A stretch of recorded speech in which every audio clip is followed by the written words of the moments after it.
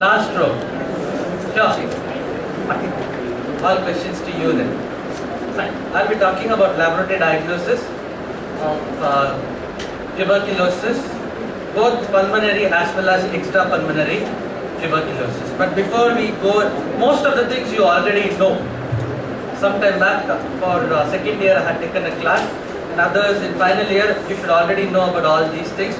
But I will concentrate more on recent advances or the newer methods for lab diagnosis. But before we go into all those things, why is lab diagnosis so important? Clinical features are pretty obvious, right? Anybody who comes with a typical features, but why still do we go for lab diagnosis? Evidence. Why do you want to confirm it? It takes such a long time. Why do you want to do all those things and spend time?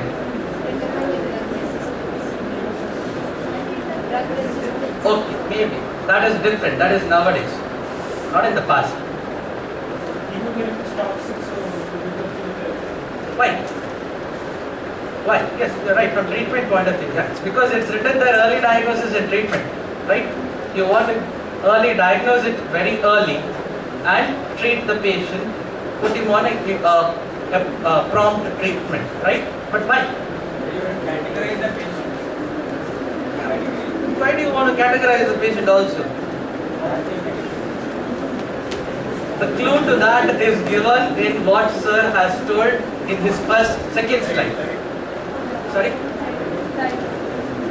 It's because one, it's a chronic disease with a course which goes on for a long time, and what is there in Sir's slide, India still continues to be one of the countries with one of the maximum, if I'm not wrong, it is the country with the second largest number of TB cases. The incidence of tuberculosis is around nearly 1 million cases, new cases per year. Why is it so?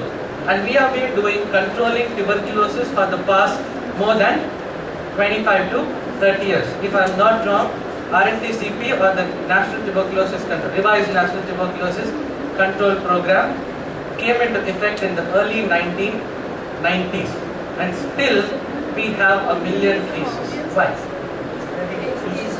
Why? Just based on a simple observation that one open case of tuberculosis, if not treated appropriately or at the earliest, he will go on transmitting the infection to at least 13 to 25 patients, right? So being an underdeveloped or a developing or a poor nation like us, once a person, by the time a patient comes to the hospital or a tertiary care or whichever, he would have transmitted it to so many number of people, right? That is the basic thing. That is the significance of early diagnosis.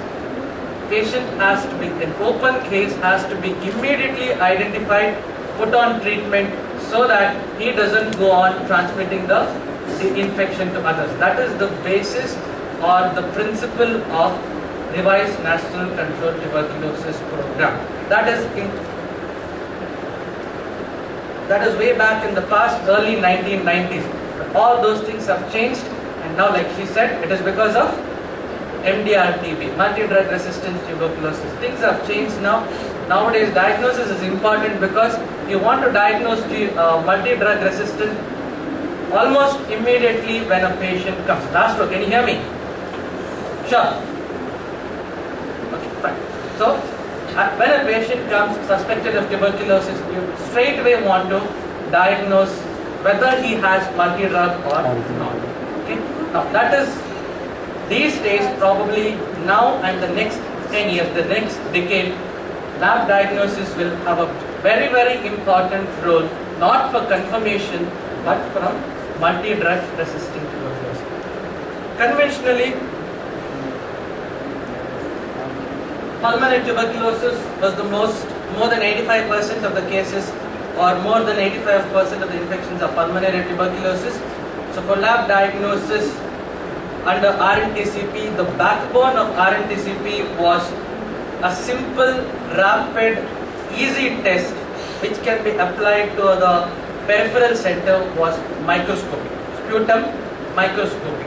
So very simple test, results were available within half an hour's time, easy to do, can be done at the peripheral setup. For that, the samples that was commonly collected or required was the sputum, pulmonary tuberculosis.